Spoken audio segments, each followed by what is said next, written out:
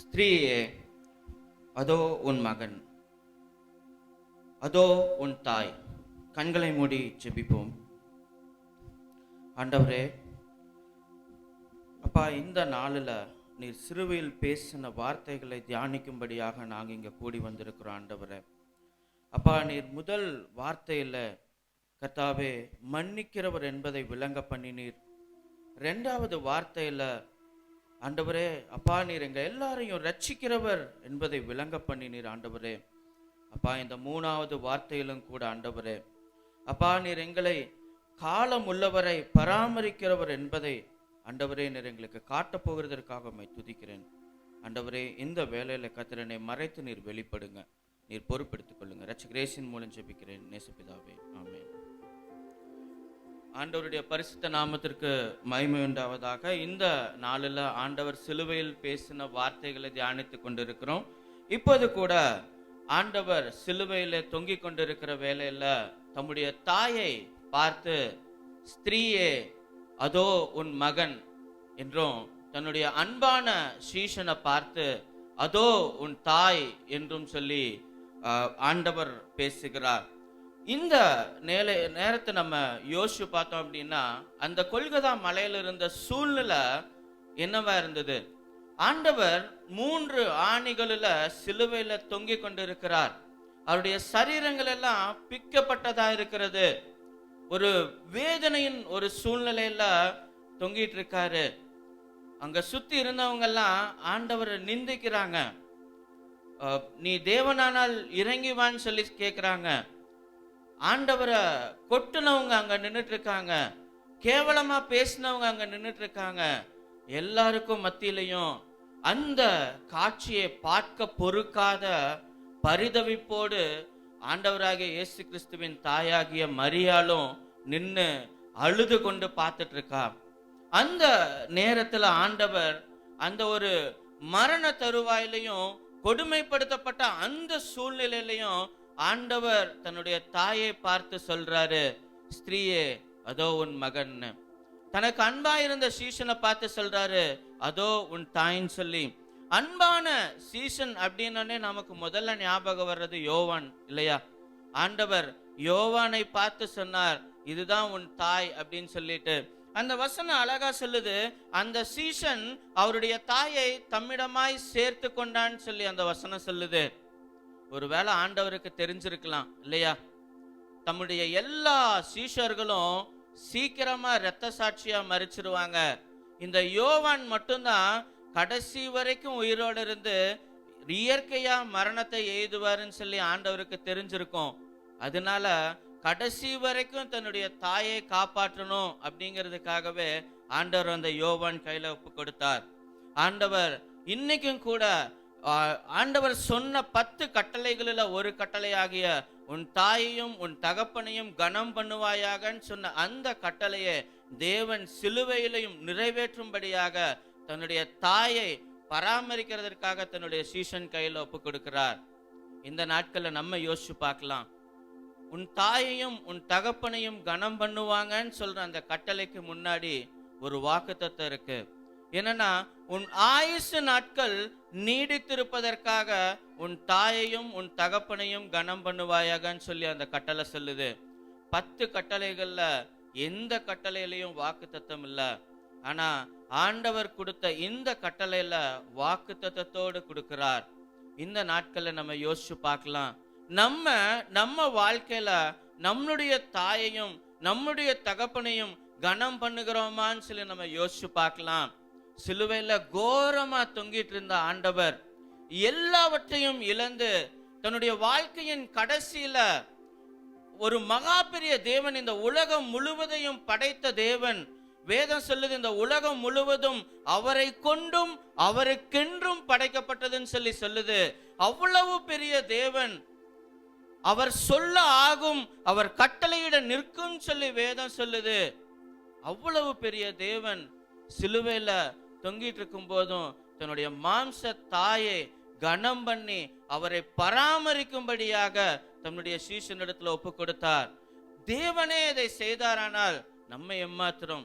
இந்த உலகத்துல வாழ்ந்துட்டு இருக்கிற நம்ம எல்லா சூழ்நிலைகளிலும் நம்மளுடைய தகப்பனைய, நம்மளுடைய தாயை கனம் பண்ணுகிறோமா அப்படின்னு சொல்லி நம்ம யோசிச்சு பார்க்கலாம். இந்த நாட்கள் அன்பு தணிந்து போகிற காலத்துல வாழ்ந்துட்டு இருக்கோம். இந்த கடைசி நாட்களில் அன்பு தணிந்து போகிற காலத்துல வாழ்ந்துட்டு இருக்கிறோம். நம்ம மற்றவர்கள்கிட்ட காட்டுற அன்பு எப்படி இருக்குன்னு சொல்லி நம்ம யோசிச்சு பார்க்கலாம். நம்ம குடும்பத்தினர்கிட்ட நம்ம காட்டுற அன்பு எப்படி இருக்குன்னு சொல்லி நம்ம யோசிச்சு பார்க்கலாம். எடுத்தவங்க படிக்கலாம். வெளிப்படுத்தின விசேஷம் 2ஆம் அதிகாரம் 5வது வசனம்.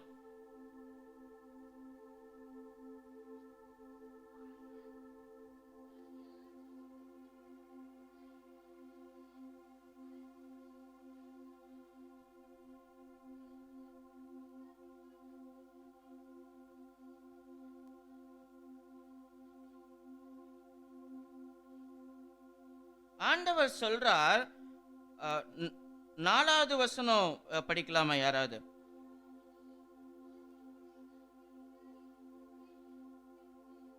ஆதியிலே கொண்டிருந்த அன்பை விட்டாய் என்று உன் பேரில் எனக்கு குறை உண்டுன்னு சொல்லி ஆண்டவர் சொல்றாரு. அதுக்கு முன்னாடி வசனங்களை படிச்சு பார்த்தீங்கன்னா ஆண்டவர் எபேசு சபைக்கு சொல்றாரு, நீ எனக்கு பிரியமான ஒரு சபை, நீ நிறைய காரியங்கள் என்னுடைய சபைக்காக செய்யற, எனக்காக நிறைய காரியங்களை செய்யற, ஆனாலும் அன்பை விட்டாயின்னு சொல்லி, ஆதியில் கொண்டிருந்த அன்பை விட்டாயின்னு சொல்லி உன் மீது எனக்கு ஒரு குறை உண்டுன்னு ஆண்டவர் சொல்றாரு. இன்னைக்கு நம்மளும் கூட சபை மக்களாகிய நம்மளும் கூட சபையில எவ்வளவோ காரியங்களை செய்யலாம். முன்னாடி நின்று பேசலாம், முன்னாடி நின்று பாட்டு பாடலாம், ஆண்டவருக்காக ஊழியம் செய்யலாம், என்ன வேணாலும் செய்யலாம். ஆண்டவர் இன்னைக்கு நம்மை சோதித்து அறியும்படியாக இந்த இடத்துல உட்கார வச்சிருக்கிறாரு. ஆதியிலே கொண்டிருந்த அன்பை விட்டாயின்னு சொல்லி ஆண்டவர் நம்மளை பார்த்து கேட்காரன்னு சொல்லி நம்மளை இன்னைக்கு நம்ம சோதிச்சு பார்க்கலாம். ஆண்டவர் இந்த இடத்துல 2 விதமான அன்பை குறித்து பேசுகிறார். மத்தேயு 22வது அதிகாரம் வசனங்கள் 37 முதல் 40 வரைக்கும்.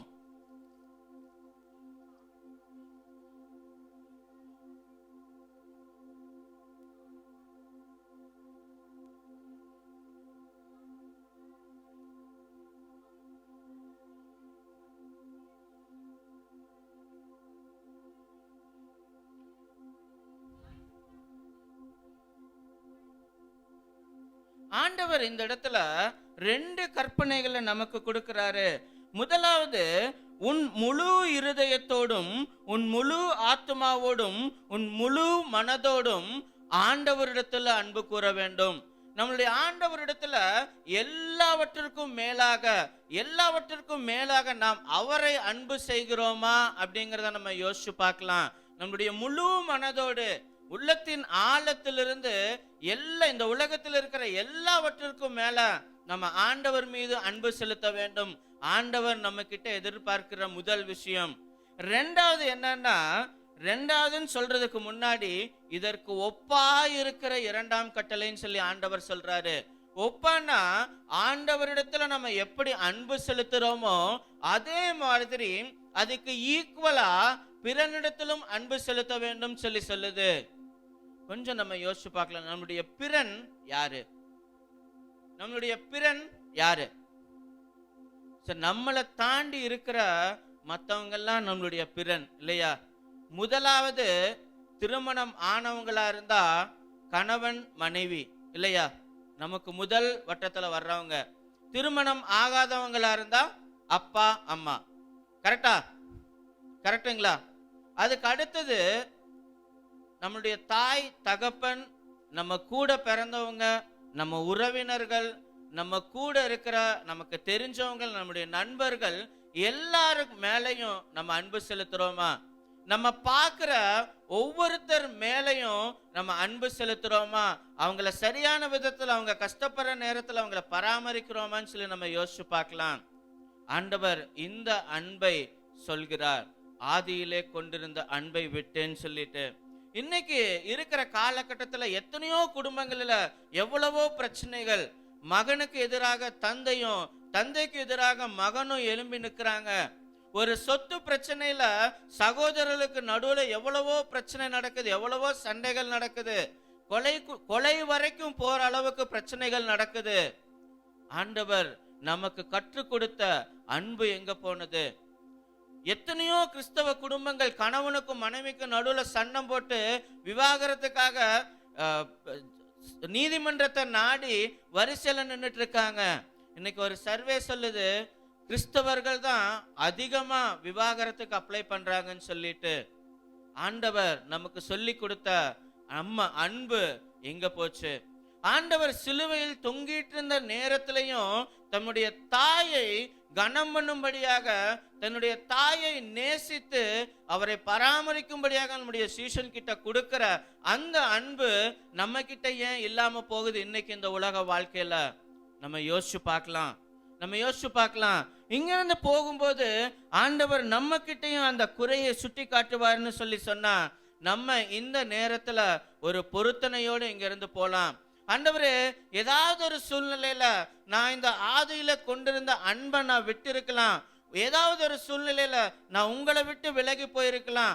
உங்களை அன்பு செய்யாம வேற எதுக்காவது முக்கியத்துவம் கொடுத்திருக்கலாம். இல்ல என்னை சுற்றி இருக்கிற மற்றவங்களை நான் அன்பு செய்யாம விட்டுட்டு போயிருக்கலாம்னு சொல்லி நம்ம யோசிப்போம்னு சொன்னா, இந்த நாளில் நம்ம ஆண்டவரை நம்ம நேசிக்கவும் மற்றவர்களை நேசிக்கவும் நம்ம ஒப்பு கொடுக்கலாம். அடுத்ததாக யாக்கோபு ஏசாவோட கதை நமக்கு ரொம்ப நல்லா தெரியும் இல்லையா? யாக்கோபும் ஏசாவும், யாக்கோபு அவன் ஒரு கூடார வாசியா இருந்தான், ஏசா வன சஞ்சாரியா இருந்தான். ஏசா என்ன பண்ணா, ஒரு நாள் வேட்டைக்கு போய் எதுவுமே கிடைக்காம திரும்பி ஒரு பசியில வரும்போது யாக்கோபு கிட்ட கேட்கிறான், எனக்கு ஒரு கொஞ்சோண்டு கூழ் கொடு அப்படின்னு சொல்லி கேட்கிறான். அந்த கூழுக்காக யாக்கோபு என்ன திருப்பி கேட்டான்? கூழ் வேணும்னா உனக்கு என்ன வேணும்னு சொல்லி கேட்டான், சேஷ்டபுத்திர பாகத்தை எனக்கு கொடு அப்படின்னு சொல்லி கேட்டான் இல்லையா? சேஷ்டபுத்திர பாகம் அப்படின்னா என்னங்க?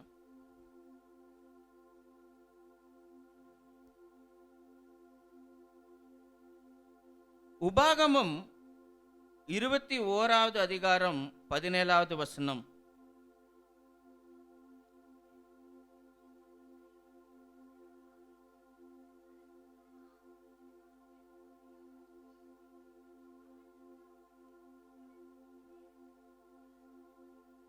சேஷ்டபுத்திரனா இருக்கிறவனுக்கு சொத்துல 2 பங்கு இல்லையா?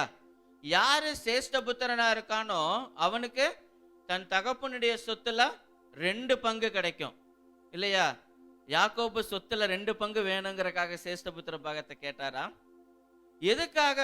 மூத்த மகனுக்கு 2 பங்கு அப்படின்னா, முதலாவது பங்கு அவனுக்கு சேர வேண்டிய பங்கு, 2வது பங்கு தன்னுடைய தாயையும் தகப்பனையும் கடைசி நாள் வரைக்கும் தன் கூட வச்சு பாதுகாத்துக்கணும், பராமரிக்கிறதுக்காக ஒதுக்கப்படக்கூடிய ஒரு பங்கு. யாக்கோபு தன்னுடைய தாயையும் தன்னுடைய தகப்பனையும் அதிகப்படியா நேசிச்சதுனால அவங்கள தன் கூட வச்சு பராமரிக்கணும் அப்படிங்கிறதுக்காக ஏசா கிட்ட என்ன கேட்டான்? சேஷ்டபுத்திர பாகத்தை கேட்டான். யாக்கோபு அவன் ஈசாக்கை ஏமாத்தி ஆசீர்வாதத்தை வாங்கிட்டான். எத்தனான யாக்கோபுன்னு சொல்லிட்டு நம்ம யோசிக்கிறோம். ஆனா ஆசீர்வாதத்தை வாங்கிட்டு வெளியே வந்ததுக்கு அப்புறமும் சரி, அதுக்கப்புறம் ஈசாக்க யாக்கோபை மீட் பண்ணும் போதும் சரி, எந்த இடத்துலையும் ஈசாக்கு யாக்கோப நீ என்னை ஏமாத்திட்டியோ, யாக்கோபு மேல கோபப்பட்ட மாதிரியோ எந்த வசனமும் பைபிள்ல கிடையாது. யாக்கோபு தன்னுடைய தாயையும் தன்னுடைய தகப்பனையும் அதிகப்படியா நேசிச்சதுனால அந்த சேஷ்டபுத்திர பாகத்தை ஏசா கிட்ட இருந்து வாங்கினான். அதனால ஆண்டவர் அவனை நேசித்தார்.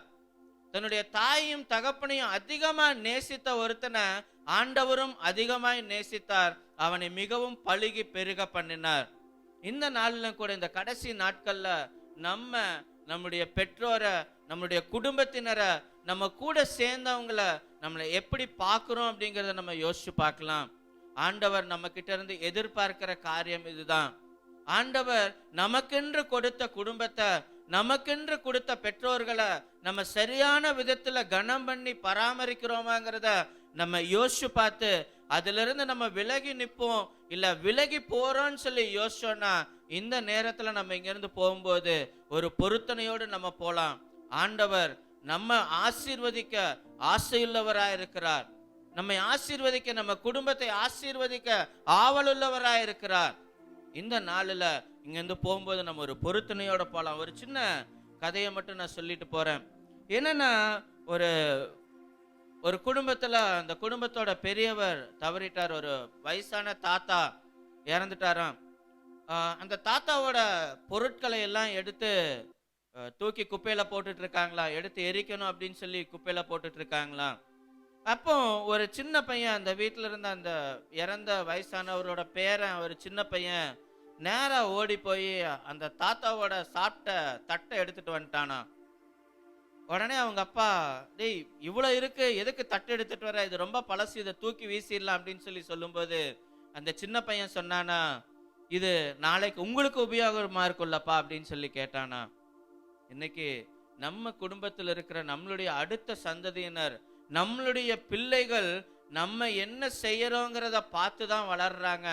நம்ம நம்மளுடைய பெற்றோர்கிட்ட எப்படி நடந்துக்கிறோம், நம்ம மற்றவங்க கிட்ட எப்படி அன்பு காட்டுறோம், நம்ம மற்றவங்க கிட்ட எப்படி நடந்துக்கிறோங்கிறத பார்த்துட்டே தான் வளர்றாங்க. அவங்களுக்கு நம்ம என்னத்தை சொல்லி கொடுக்க போறோம்?